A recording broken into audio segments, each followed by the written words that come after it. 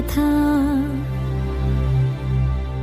అంతేనేమో అంతేనేమో అంతులేని వేదనేమో ఆడపిల్లను కదా. మళ్ళీ తిరిగి అడుగేసేది వచ్చిపోయే చుట్టూలానే. నేను పుట్టి పెరిగిన ఊరికి ఇంకా పైన పొరుగురిదాన్ని. కట్టదాటి గంగ నేడు కంట పొంగెనే. ఎంత ఎంత యాతనో ఎంత గుండె కోతనో ప్రాణమోలే పెంచుకున్న పిచ్చి నాన్నకు. దూలమిరిగి భుజముపై పడిన పిడుగు పాటిది ఇంత కన్న నర